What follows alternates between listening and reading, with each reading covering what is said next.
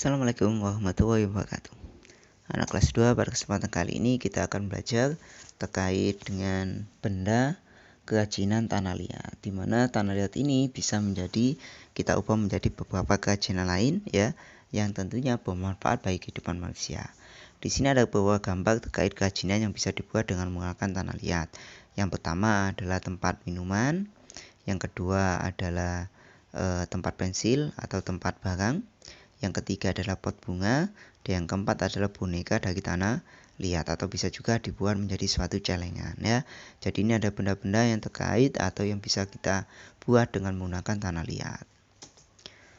Selanjutnya di sini ada suatu bacaan terkait dengan bagaimana cara kita membuat kerajinan dari tanah liat. Ya, yang pertama yaitu siapkan tanah liat, yang kedua siapkan tiplek ya, yang ketiga siapkan gambar ranjangan. Yang keempat, tempatkan tanah liat di atas slipek atau papan kayu sedikit demi sedikit. Yang kelima, yaitu pijat-pijat bahan hingga mendekati bentuk yang diinginkan atau membentuknya. Yang keenam, tambahkan bahan jika kurang. Yang ketujuh, sempurnakan bentuk dengan alat bantu. Dan yang kedelapan, berikan setelan akhir dengan pembentukan detail dan dihaluskan. Jadi ini adalah cara untuk membuat kerajinan dengan menggunakan tanah liat. Selanjutnya di sini kita akan mempelajari tentang kuas garis. Seperti kemarin kita sudah membahas tentang kuas garis, di mana kuas garis itu menghubungkan antara dua titik. Contohnya adalah kuas garis AB, BC, CA atau AC ya. Jadi ini ya AB, BC, CA.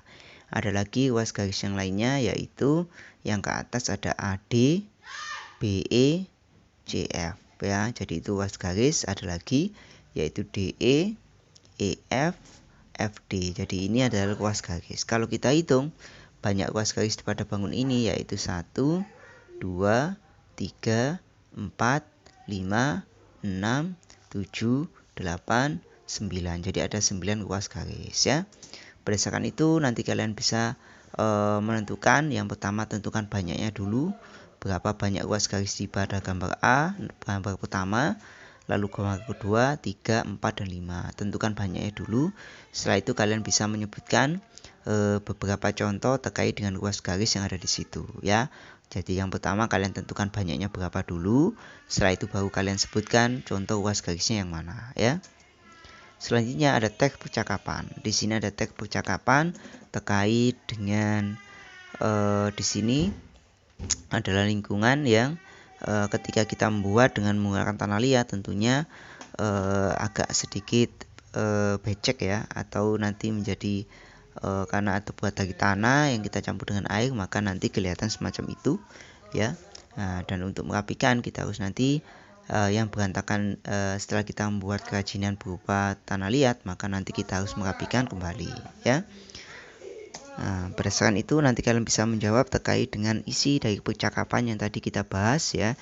Jadi pada percakapan itu isinya tentang apa, lalu kerajinan apa yang digunakan ya, bahannya apa, dan seterusnya ya. Nah, di sini ada terkait bacaan ya, dengan judul tempat yang kumuh dan becek harus dibersihkan ya. Jadi ini terkait dengan ketika kita sudah membuat kerajinan tangan dengan menggunakan tanah liat, tentunya ada sisa ya yang harus kita bersihkan sehingga nanti tidak akan mengganggu atau tidak akan menjadi kumuh ya.